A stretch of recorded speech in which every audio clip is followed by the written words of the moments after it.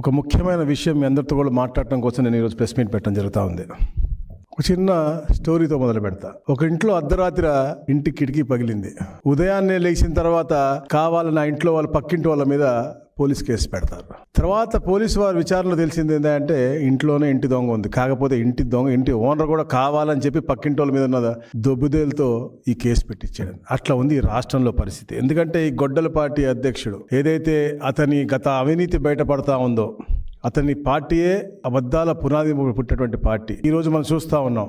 మొన్న press meet పెట్టాడు. నేను చాలా అమాయకుడిని, చాలా మంచివాడిని, మా తాత దైవత్వ సంబూధుడు అని చెప్పిన తర్వాత వాళ్ళ ప్రాంతంలోనే మీటింగులు పెట్టి 200-300 కుటుంబాలు ఫోటోలు పెట్టుకుని బయటకు వచ్చి ఇలా మాకు అన్యాయంగా మా ఇంట్లో కుటుంబాలు చంపేశారని రోడ్డు మీద మీటింగ్ పెట్టుకునే పరిస్థితి వచ్చింది. అలాగే అవినీతిలో వాళ్ళ పిఏ అయితే కేఎన్ఆర్ ఉన్నాడో అతనిలో వేల కోట్ల రూపాయల ఆస్తులు అతను బినామీ, అంటే అతనికే బినామీ ఉంటే మీకెన్ని బినామీలు ఉన్నాయని చర్చించుకునే తరుణంలో ఏదో ఒకటి అలజడి సృష్టించాలి అని ఒక కుట్ర. వాళ్ళ పార్టీ గొడ్డల పార్టీ మనం గతంలో చూసాము. బాబాయిని చంపేసి మెడకాయలు తీయటం వాళ్ళకి మామూలుగా, అంటే వాళ్ళకి అలవాటు ఎప్పటి నుంచి కూడా. ఇది మనిషి అవ్వచ్చు, విగ్రహం అవ్వచ్చు, తీయటం వాళ్ళకి అలవాటే. బాబాయిని చంపి దాన్ని కూడా మా మీద అయిపోయారు. వాళ్ళు హయాంలో ఉన్నప్పుడు జరిగినటువంటి అన్ని హత్యలు కూడా అవి మేము చేయలేదని శుద్ధపూసలని మొన్న మీటింగ్లో చెప్పుకున్నాడు. అంటే నేను చెప్తా ఉన్నాను, వాళ్ళకి ఒకటే కావాలా, ఇది ఈ రాష్ట్రం అభివృద్ధి చెందకూడదు, ఎప్పుడు అలజడి సృష్టించాలి, యువతకి ఉపాధి కలగకూడదు, నో జాబ్స్, నో ఇండస్ట్రీస్, వచ్చే వాళ్ళని కూడా తరిమి కొట్టేయాలని తప్ప రాబోయే తరాలు బాగుండాలి ఎప్పుడు ఆలోచన ఉండకూడదని చెప్పేసి కూడా వాళ్ళు ఆలోచన చేస్తూ ఉంటారు. ఎందుకంటే ఇక్కడ చూస్తూ ఉన్నాం, వాళ్ళ పేరు వాళ్ళు సాధకం చేసుకుంటా ఉన్నారు. మొన్న మనం చూసే నంద్యాల జరిగిన సంఘటన, రాజశేఖర్ రెడ్డి గారి విగ్రహాన్ని వాళ్ళ అనుచరులతోనే విధ్వంసం చేసి తలకాయని తీసేసి దాన్ని ఏదో తెలుగుదేశం పార్టీ నాయకులు చేశారని చిత్రీకరించిపోయి దొరికిపోయినటువంటి పరిస్థితి. వాళ్ళ సొంత మనిషి, వాళ్ళ మాజీ ఎమ్మెల్యే యొక్క సొంత మనిషి జంబులయ్య మనం చూస్తా ఉన్నాం. ఎలా తీసాడో మీరు చూడండి ఒకసారి వీడియో.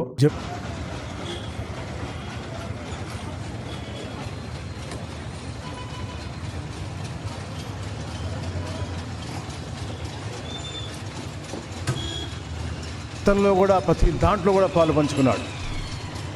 శ్రీమతి కూడా అక్కడ మెప్మాలో సిఆర్పిగా పనిచేస్తూ ఉన్నారు. అది కూడా ఇచ్చింది ఎవరు అంటే గత ఎమ్మెల్యే చంద్రశేఖర్ రెడ్డి.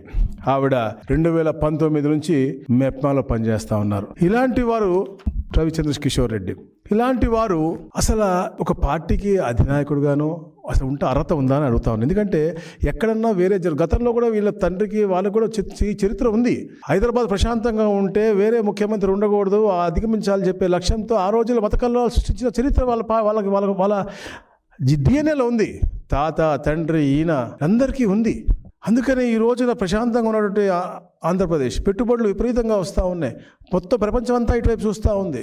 దాంట్లో అలజడి చేయాలని చెప్పేసి జరగని డిఎస్సిలో గొడవని చూపించి కావాలని ఇవాళ రోడ్డెక్కి, అలాగే ఇవాళ డైవర్షన్ పాలిటిక్స్.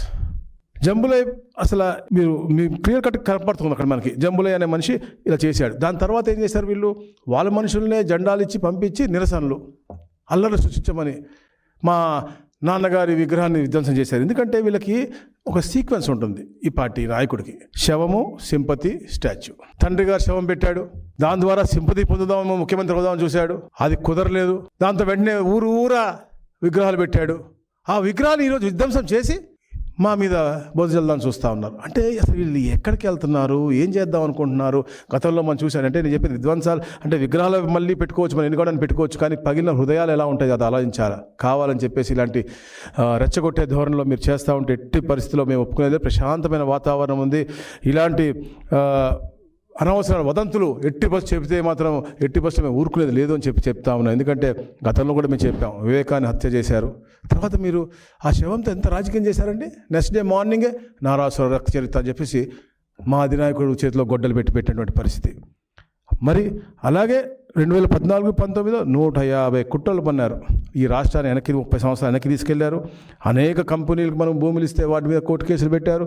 డిఎస్సి నిర్వహిద్దామని మేము వెళ్తే మొన్న కూడా నిర్వహించకూడదనే విధంగా ఎన్నో కోర్టు కేసులు అన్నీ అధిగమించి ఈరోజు మా నాయకుడు డిఎస్సిలో అంటే టాప్ మోస్ట్గా సూపర్ క్లారిటీగా చేసి పెడితే దానికి కూడా మీరు కుట్ర పనేసి మీరు ఇవాళ రోడ్డు ఎక్కుతూ ఉన్నారంటే అసలు మీరు ఏం చేద్దాం అనుకుంటున్నారని అడుగుతాను. మీకు సింగయ్య అని మీ యొక్క కార్యకర్త మీ కారు కింద పడి చనిపోతే వాళ్ళ ఇంటికి వెళ్ళి పుచ్చకాయలాగా అతను మేము చెల్లిపోయారు మీరు తొక్కేసి. వాళ్ళ ఇంటికి వెళ్ళి పరామర్శ సమయం మీకు లేదు. కానీ ఇట్లాంటి విగ్రహాలను మాత్రం ధ్వంసం చేసి వాటిని మా మీద చేయడం అనేది నిజంగా చాలా బాధాకరం. ఎందుకంటే గతంలో కూడా మీకు అంబేద్కర్ గారి విగ్రహానికి నిప్పు పెట్టి దాన్ని కూడా తెలుగుదేశం పార్టీకి మీరు అంటించదని చూశారు.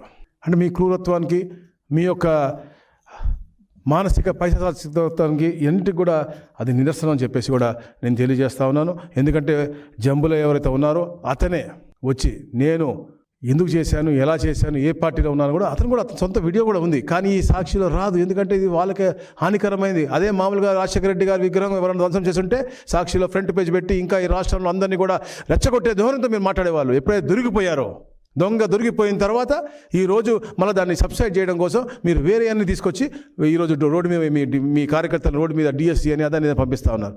ఇదేమన్నా కరెక్టా? ప్రజలు కూడా చూస్తూ ఉన్నారు, మీరు చూడండి. నా పేరు బాలమ్మ, మా ఆయన పేరు వచ్చేసి జంబులయ్య సార్. నేను సిఆర్పిగా 2019లో ఎక్కాను సార్. నాకు ఉద్యోగం ఇప్పించినందుకు నా వైసీపీ పునఃసేసే గారే ఇప్పించారు సార్. నాకు మా పెళ్లి కాకముందు నుంచి కూడా ఆయన ఈ ప్రభుత్వానికి మా మామ అందరం ఫేవర్స్ సార్. పునఃసేసే గారికి వైసీపీకి కూడా మేము ఎటువంటి విరోధులు మేమైతే కాదు సార్. మేము అది గొడ్డలి పార్టీ అనేది స్థాపించినప్పటి నుంచి ఇదే కుట్ర, ఇదే 2014 నుంచి కూడా 2014లో ఓటమి అయిన తర్వాత ఇలాంటి కుట్రలు ఎన్నో పన్నారు. 2019 రావడం కోసం ఎన్నో అబద్ధాలు చెప్పారు. 2019 వచ్చిన తర్వాత అంటే మీరు చూసి అన్ని విషయాల్లో, అమరావతి విషయం అవ్వచ్చు, మీకు యువత గురించి అవ్వచ్చు, దేని విషయం 2014-19 ఒక్కరికి ఉద్యోగం ఇచ్చారండి? ఒక్క టీచర్ ఉద్యోగం ఇచ్చారండి? ఒక్క కానిస్టేబుల్కి ఉద్యోగం ఇచ్చారండి? గౌరవ లోకేష్ గారు ఎడ్యుకేషన్ ఛాలెంజింగ్గా తీసుకుని తప్పకుండా యువతకు ఉపాధి కల్పిస్తాను, అది ప్రైవేట్ రంగం అవుతుంది, అలాగే డిఎస్సి ద్వారా ప్రజలకు ఇప్పిస్తా, అలాగే జాబ్ క్యాలెండర్ కూడా ఇస్తా అని చెప్పారు. దాన్ని మొట్టమొదటి రోజు గౌరవ ముఖ్యమంత్రిగా సంతకం పెట్టించి 16,347 పోస్టులు ఇవ్వడం జరిగింది. అదొక పారదర్శకంగా ఎక్కడ కూడా ఇబ్బంది లేకుండా టీసీఎస్ చేసే విధంగా, అలాగే ఏదో కంప్యూటర్ బేస్డ్ టెస్ట్ విధానంతో ఒక అద్భుతమైన కార్యక్రమం అది కూడా. అంటే ఈ దేశంలో ఎన్నో, అంటే గేట్ అవ్వచ్చు, క్యాట్ అవ్వచ్చు, ఏపీపీఎస్సీ అవ్వచ్చు, ఎన్టీఏ అవ్వచ్చు, ఐబీపీఎస్ అవ్వచ్చు, ఇట్లా ఎన్నో ఎగ్జామ్స్ ఎలా అయితే ప్రక్రియ జరుగుతుందో అలాంటి ప్రక్రియలో చేసినటువంటి అద్భుతమైనటువంటి కార్యక్రమం. దానికి ఒక ప్రొసీజర్ ఉంటుంది. ఒక కంప్యూటర్ ఆటోమేటిక్గా ఒక స్టూడెంట్కి వచ్చిన క్వశ్చన్ పేపర్ ఇంకొక స్టూడెంట్కి రాకుండా ఒక డేటా డిలీట్, అంటే అన్నీ చేశారని చెప్పి అన్ని అబద్ధాలు చెప్తా ఉన్నారు. ఇలాంటి ఏమి తావు రాకుండా ఒక అద్భుతమైన ప్రక్రియతో, ట్రాన్స్పరెంట్ ప్రక్రియతో టెక్నాలజీని వాడి చేస్తే దాన్ని కూడా బురజల్లి ఈరోజు మీరు రోడ్ ఎక్కుతాను అంటే ఎన్ని డైవర్షన్ పాలిటిక్స్. తప్పకుండా ఏదైతే మీరు అవినీతి చేశారో 2019-20 అన్నింటిపైన కూడా చర్యలు ఉంటాయి. మీరు ఎన్ని డైవర్షన్ చేసినా, మీరు, మీ బినామీలు, మీ పిఏలు, బినామీలు అందరి పేర్లు కూడా తప్పకుండా బయటకు వస్తే, అలాగే నేను హెచ్చరిస్తూ ఉన్నా కూడా మీరు. ఎందుకంటే ఇట్లాంటి విధ్వంసాలు చేసి ఒక పక్క డిఎస్సిది తప్పుదో పట్టించి మీరు దొరికిపోతారనేది, ఇట్లాంటి తలకాయలు తీసేసి మళ్ళా దొరికిపోతారు అని చెప్పేసి మళ్ళీ పక్కదావ పట్టించాక ఈరోజు మీరు రోడ్డు ఎక్కితే అంటే ఎవరు ఊరుకోరు. మీకు అలవాటు ఉంది మనుషుల తలకాయలు తీయటం, విగ్రహాల తలకాయలు తీయటం, కానీ ఇది ఎదుటి వాళ్ళ మీద వేసి కుట్ర వేసి మీరు కావాలని మీరు ఇట్లా అశాంతిగా ఈ రాష్ట్రాన్ని ఎన్నో, అంటే గతంలో మీ తండ్రి గారు చేసినట్టు హైదరాబాద్లో చేసినట్టుగా ఇక్కడ చేయాలనుకుంటే ఈ తెలుగుదేశం పార్టీ కానీ, ఈ పోలీసు వారు కానీ ఎవరు కూడా ఒప్పుకోరని చెప్పి తెలియజేస్తా ఉన్నాను. నేను చెప్పాక డైవర్షన్ పాలిటిక్స్, ఇది కేవలం డైవర్షన్ పాలిటిక్స్. వాళ్ళకి చరిత్ర ఉంది, చెప్పా, వాళ్ళ డిఎన్ఏలో ఉంది, తాత దగ్గర నుంచి తండ్రి దగ్గర నుంచి ఇప్పుడు దాకా అంత డిఎన్ఏ ఉంది. ఇప్పుడు చూడండి, ఈ రోజు కూడా వాళ్ళు ఈ ఓబులే అని మాకు అంటకడదాం అనుకున్నారు. ఇప్పుడు ఓబులే చెప్పిన మాట మీరు చూడండి ఫస్ట్, దాని తర్వాత అది చెప్తాను నేను మీకు. సార్, నా పేరు చాకలి జంబులయ్య, మా నాన్న పేరు చాకలి నాగయ్య. నాకు 2003లో పెళ్ళయింది. మా నాన్న 2021లో చనిపోయాడు. మా భార్యకు వచ్చేసి పునఃసేసే గారు ఆమెకు సిఆర్పిగా జాబ్ ఇప్పించారు. నాది కూడా అడగమని కొద్దిగా అడిగాను, పెండింగ్లో పెట్టాడు కొద్దిగా, దేనికోసం తెలియదు నాకు. నేను ఇప్పుడు వైసీపీలోనే కొనసాగుతున్నాను సార్. వాళ్ళు ఏదో నేను మా నాయన ఇప్పించి దొరికిపోయారు అంటే ఇది మళ్ళీ వాళ్ళ నాయకులు రెచ్చగొట్టి మొత్తం కూడా ఒక అవాంఛ సంఘటన జరిగినట్టుగా ఒక క్రియేట్ చేసి అంత శాంతి భద్రతతో విఘాతం చేసే విధంగా ఒక కుట్ర పన్నారు. దొరికిపోయారు కాబట్టి వాళ్ళు వెంటనే అడిగేసి డిఎస్సి మీద చూపిస్తూ ఉన్నారు. అంటే కుతంత్రం కుట్ర. ఎందుకంటే ఒక మల్టీ లెవెల్ అద్భుతమైనటువంటి కార్యక్రమం సెషన్లో జరుగుతుంది అన్నమాట. ఈ ఎగ్జామ్ కూడా డిఎస్సి ఏదైతే ఉందో ఎక్కడ కూడా ఒక పేపర్ ఇంకోటికి వచ్చేది కానీ లీక్ అయ్యే ప్రశ్నే లేదు. ఒక పరీక్షలు అయిన తర్వాత కూడా ఒక కీ ఇచ్చే విడుదల చేసే విధానం ఉంటుంది, అభ్యర్థులు ఎంపిక చేసిన విధానం ఉంటుంది, దాంట్లో అభ్యర్థరాలు ఉంటాయి, అన్నీ ఒక టైం బౌండెడ్ ప్రోగ్రాంలో అద్భుతంగా రూపకల్పన చేసి వాళ్ళందరికీ ఇచ్చి కూడా సంవత్సరం అయింది. అంటే ఇప్పుడు ఎవరైతే ఉద్యోగం చేస్తూ ఉన్నారో అంటే ట్రైనింగ్ అయిపోయిందో చేసి వాళ్ళందరి ఆశల్ని విఘాతం కలిగించే విధంగా వీళ్ళ కుట్రలు, అంటే ఒక అనిశ్చితి వాతావరణం తీసుకురావాలని ఈరోజు 24 లక్షల ఉద్యోగాలకి పగడ్బందీగా ప్రణాళికతో కింద క్షేత్రస్థాయిలో అమలవుతూ ఉంది. ప్రైవేట్ రంగం అవ్వచ్చు, ఇంకో రంగం అవ్వచ్చు, ప్రభుత్వ రంగంలో ఎన్ని వస్తూ ఉన్నాయి, దానికంటే మంచిగా రాణిస్తూ ఉన్నారు యువత. ఇవాళ ఈరోజు జెన్జీ అవ్వచ్చు, ఆల్ఫా జెన్ అవ్వచ్చు, ప్రతి ఒక్కరికి కూడా ప్రణాళికాబద్ధంగా 30 సంవత్సరాలు ఈ రోజు నుంచి ముందుకు కూడా ఎంతమంది పిల్లలు ఉంటారో వాళ్ళందరికీ ఉపాధి ఎలా కల్పించాలని తపనతో గౌరవ ముఖ్యమంత్రి గారు నారా లోకేష్ గారు, పవన్ కళ్యాణ్ గారు తపన పడుతూ ఉంటే ప్రతి దానికి కుట్ర పని, కుతంత్రాలు పని, ఎక్కడెక్కడ ఒక అవాంఛనీయ సంఘటనలు తీసుకొచ్చి లేకపోతే మాయ చేసి డిస్టర్బ్ చేయాలని చూస్తూ ఉన్నారు, రెచ్చగొట్టాలని చూస్తూ ఉన్నారు. ఈరోజు వాళ్ళ ఉద్యమాల్లో ఎక్కడ కూడా యువత లేరే. యువతకు నమ్మకం ఉంది మా పార్టీ మీద. మీరు చూడండి, ఈరోజు ఏదో పిలిపించారు కలెక్టరేట్ ముట్టడని, ఎక్కడ కూడా యువత లేరే. వాళ్ళకి నమ్మకం ఈ తెలుగుదేశం పార్టీ మీదనే ఉంది. కాబట్టి దానిలో ఏదైనా చిచ్చు పెడదాము ఎందుకు చెప్పా, ఇంత కూడా అబద్ధాల పునాదులు పుట్టిన పార్టీ అన్న అబద్ధాలు చెప్తూ ఉంటారు. ఇట్లా రెచ్చగొట్టే ధోరణి వాళ్ళకి అలవాటు. గొడ్డలి పార్టీ నినాదం సిద్ధాంతమే అది. కాబట్టి వాళ్ళు అలాంటి పనులు చేస్తారు.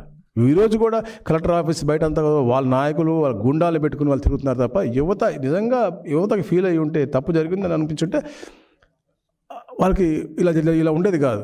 ఈరోజు యువత బ్రహ్మాండంగా హ్యాపీగా ఉన్నారు. రాష్ట్రంలో గూగుల్ వస్తూ ఉంది, ఒక పక్కన ఏరో సిటీ వస్తూ ఉంది, డ్రోన్ సిటీ వస్తూ ఉంది, ఆమ్కా చేశాము, రాయల్ ఎన్ఫీల్డ్ వస్తూ ఉంది, క్యారియర్ వస్తూ ఉంది, టీసీఎస్ వచ్చింది.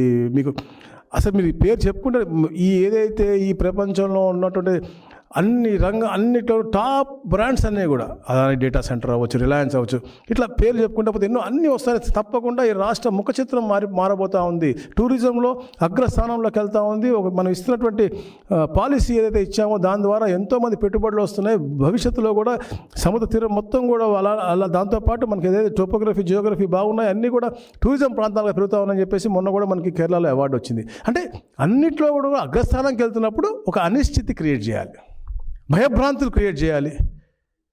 ప్లస్ వాళ్ళ మీద ఎవరైతే దొరికిపోతూ ఉన్నారో వాళ్ళు అన్ని రకాల లిక్కర్ స్కామ్ అవ్వచ్చు, ల్యాండ్ స్కామ్ అవ్వచ్చు, మీరు ఏదైనా చెప్పండి, అన్ని స్కాముల్లో వాళ్ళు దొరికిపోతూ ఉన్నారు. కాబట్టి దాన్ని పక్కదో పట్టించాలి అని చెప్పేసి విధంగా ఈ కుట్రలు కూడా చేస్తూ ఉన్నారు.